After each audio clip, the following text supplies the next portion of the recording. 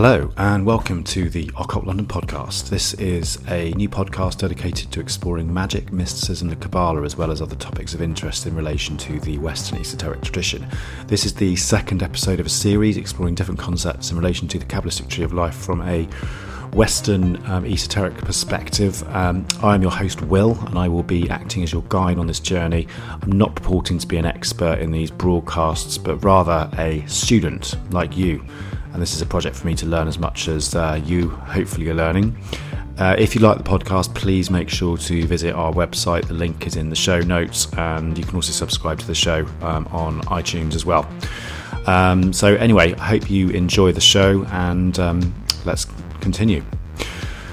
So the first thing that we're going to talk about in this second episode is the three veils of negative existence, which is the beginnings of the Kabbalistic tree of life. And this is also known as the Ain Soph Aur.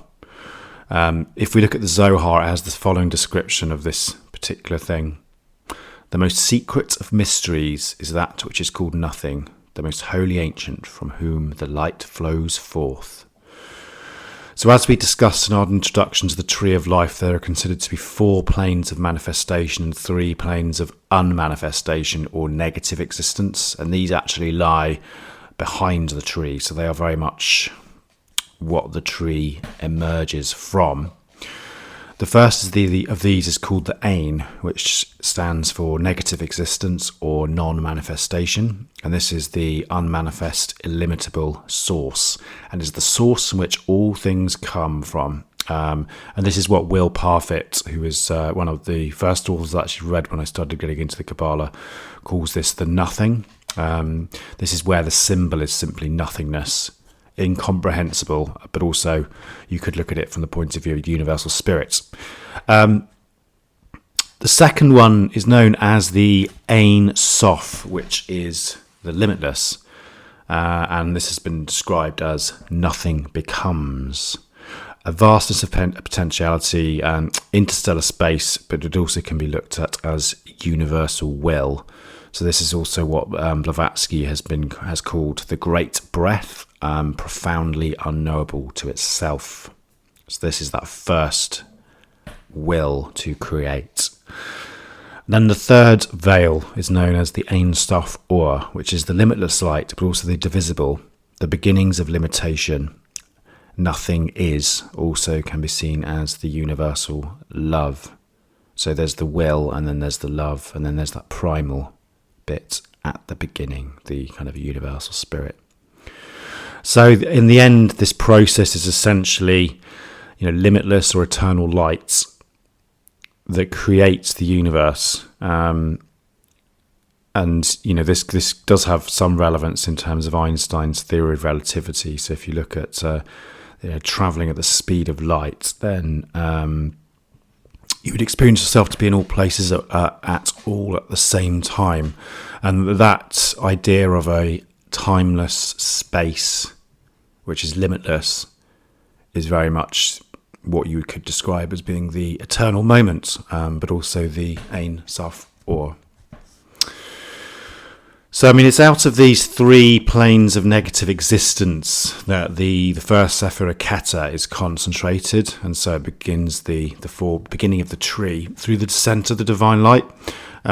Crowley explains this in his essay Kabbalistic Dogma, when he said the following: first is nothing, or the absence of things, Ain, which does not and cannot mean negatively existing, if such an idea can be said to mean anything.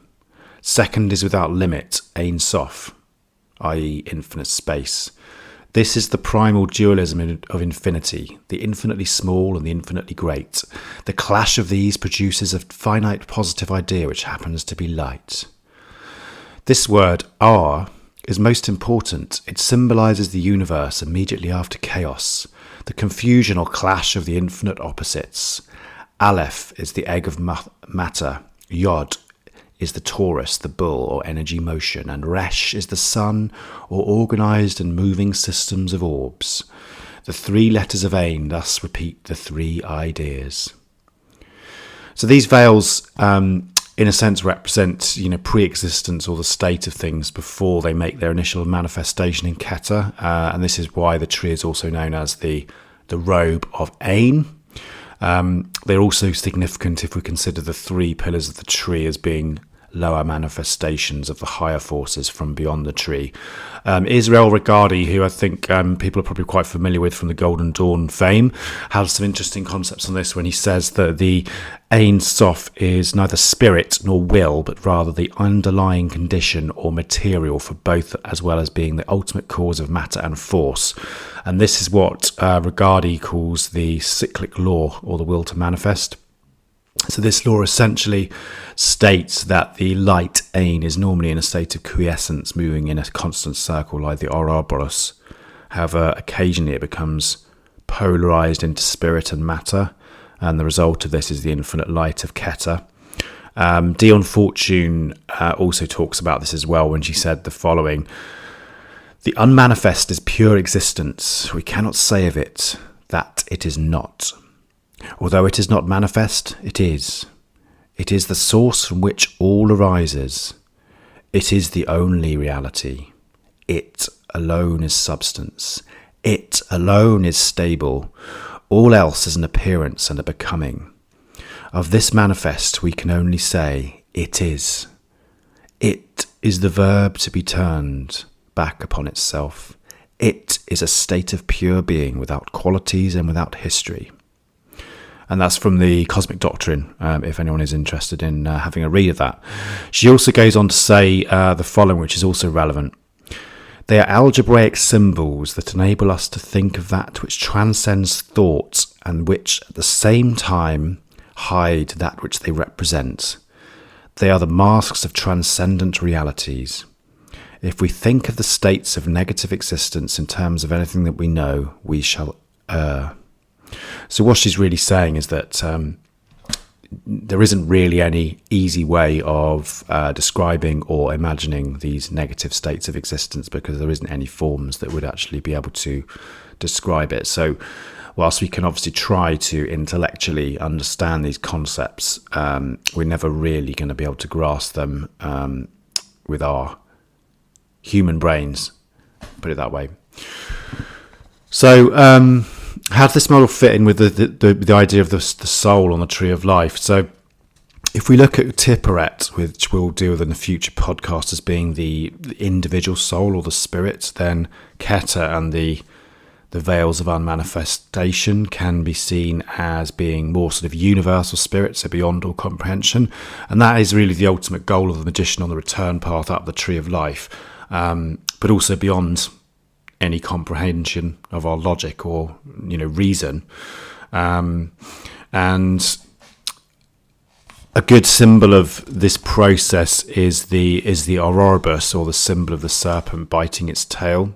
This is something Blavatsky mentioned in her Secret Doctrine when she said, "The eternal moment, space, wrapped in her ever-invisible robes, had slumbered once again for 7 eternities." And also H.P. Lovecraft in The Call of the Cthulhu wrote, "In his house at R'lyeh, dead Cthulhu waits dreaming." So we can have this idea from these different concepts, really, that within this the Ain Soph Aur, there is this limitless potential that is lying there, waiting to be awoken. And through the work of the magician, obviously, one becomes closer to it. So in a sense, you could say that we are trying to draw down that force from the veils of the unmanifestation and meet us. We'll talk a bit about some of the correspondences now. So in terms of gods relevant to the Ain Soph, there's various different ones that we can talk about. So one of the obvious ones is Nuit, Queen of Heaven, which is obviously famous in Liber v Legis. Infinite space and the infinite stars thereof, also referred to as the continuous. So it says, "O Nuit, continuous one of heaven, let it ever be thus, that men speak not of thee but as one, but as none, and let them speak not of thee at all, since thou art continuous." So Nuit is obviously both continuous and none. She's also not. So in ancient Egypt, she actually personified the vault of heaven, which represented the kind of great unmanifest realm, and it's from the body of Nuit, so it emerged all of the heavenly bodies. So the stars were her children, and she was also known as the female pig who ate her piglets. So you could see in that sense the idea of the unmanifest consuming the manifest. Again, this harks back to the idea of the Ouroboros, so the snake biting its tail. Another god that is quite relevant to the Ain Soph would be Artem, who is the primary god of Heliopolis. Artem is one of the ones who, essentially he was created alone in the universe, and he copulates with himself and creates Shu, the god of air, and Tufnut, the goddess of moisture. The story of Artem self-emerging from the primeval chaos to bring forth the stuff of the universe is obviously very relevant when we look about the idea about the Ain, and also, if we think about it from the point of view of the Ain Soph, the symbol of an invisible web on which dew or moisture appears. So this is very much that it's creating itself out of nothingness. This is quite well illustrated in Hesiod's Theogony, which is something that Gareth Knight mentioned in his Practical Guide to Kabbalistic Symbolism, when he says, "In the beginning there was chaos, vast and dark. Then appeared Gaia, the deep-breasted earth, and finally Eros, the love which softens hearts, whose fructifying influence would thenceforth preside over the formation of beings and things. From chaos were born Erebus and Night, who uniting gave birth in their turn to ether, and Chimera, the day. On her part, Gaia first bore Uranus, the sky crowned with stars, whom she made her equal in grandeur, so that he equally entirely covered her. Then she created the high mountains and Pontus, the sterile sea with its harmonious waves." So as we've seen, the Ain, represents the great unmanifest, this idea of limitless emptiness. But what does that kind of represent from the point of view of the magician?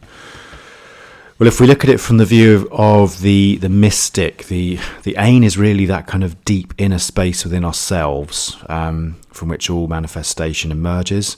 And as I've said before, this is beyond our conscious mind and beyond anything that we can fully comprehend using our normal consciousness. And yet it's also something that, in some ways we are aware of. I'm not a huge fan, but Eckhart Tolle likens to sleeping and waking when he says this, and it's quite relevant to what we're talking about. The coming into manifestation of the world, as well as its return to the unmanifested, its expansion and contraction, are two universal movements that we would call the outgoing and the return home. They are also reflected in the cycles of sleep and wakefulness. Each night, without knowing it, you return to the unmanifested source of all life when you enter the deep stage of dreamless sleep, and then re-emerge again in the morning, replenished. So in some ways, this is what he's talking about here is, we go through this process when we go to sleep, which is almost like a form of death. So you go to sleep, and the world is reborn when you wake, and consciousness comes back to the living. And when you're asleep, you don't really realise that the world disappears. So it's very much similar to that. Also, another thought I had on this was the idea of the siege perilous, so the empty grail or the empty seat at the table of Camelot. So, both of these things represent the unmanifest and the nothing that lies behind, and is also part of all things. Our modern society is heavily focused on material possessions and titles that feed the egos. However, there is that sort of real stillness that lies within each and every one of us that we can find, and that also taps into that limitless ocean of peace and creativity. And this is well described by William Gray, he's a very famous magician who lived down in Cheltenham, and he said, "We must advance away from the manifest, allowing the God in us to point our pathway, limitless light being behind us. We must remember that light is invisible. We do not see light, but only what it illuminates. Once we are in the light, we shall be beyond vision. In the words of an old invocation, the state of Ain Soph Aur is likened to a lightless world, yet radiant with light, a soulless world, yet filled with soul. Again, there is a simile of a light shining backwards, revealing darkness. There is also the description of St. John, light shining in the darkness, yet unknown to the darkness. So, what he's talking about here is that this is this unmanifest power that is invisible, that exists, but also does not exist. So it's a very complicated concept to try and understand, but it is the beginning of what forms the Kabbalistic tree of life. As any artist or musician would know as well, when we're trying to do something creative, it's often when we don't think that we produce the most profound work. So the act of sort of switching off that monkey brain and sitting in the silence is one of the key things that can enable us to unlock the true meaning of the Hermetic phrase Nothi Sutan, or know thyself. It's really that sort of inner silence and creativity that kind of lies beyond our conscious mind, but which we can sometimes tap into, that will give us that first taste of the great unmanifest power of the Ain Soph Aur. So so just to kind of sum up this podcast, we've nearly kind of finished the debate of it. Obviously, there's lots of different aspects to the Ain Soph Aur, which takes a lot of different study and meditation, and it is an extremely complicated subject to understand. There's a few different ideas that I wanted to mention that Gareth Knight talks about in his Practical Guide to Kabbalistic Symbolism, when trying to sort of contemplate what this is. So one of them is a vacuum of pressure. So remember, one of the descriptions of the divine is pressure, so this would be kind of the opposite of that. Another one would be a limitless ocean of negative light. Another one is nothingness crystallizing a center. And finally, which we've already mentioned previously, is an invisible web upon which shining dew forms. And the idea of something coming out of nothingness and about forces kind of gathering together and creating and manifesting. So I hope you've enjoyed listening to this. I wanted to finish with a quote from Goethe, which I thought was quite relevant when we're talking about the Unmanifest. And it goes like this. Unwilling, I reveal a loftier mystery. In solitude are throned the goddesses. No space around them. Place and time still less. Only to speak of them embarrasses. They are the mothers. There is no way to the unreachable, never to be trod. A way to the unbeseechable, never to be besought. Naught shalt thou see in endless void afar, nor hear thy footsteps fall, nor meet a stable spot to rest thy feet. Escape from the created, to shapeless forms in liberated spaces. Enjoy what long ere this was dissipated.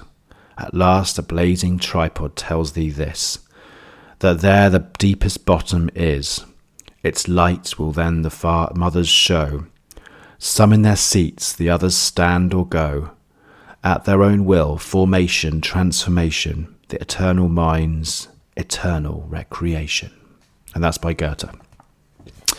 So thanks very much for joining us on the Occult London podcast this week. I hope you enjoyed it. Please visit our website, which the link is in the show notes, and please feel free to subscribe. You can also, if you've got any comments or ideas, or you'd like to come on the podcast as a guest, then also please reach out to us using the email provided. Thanks very much, and good night.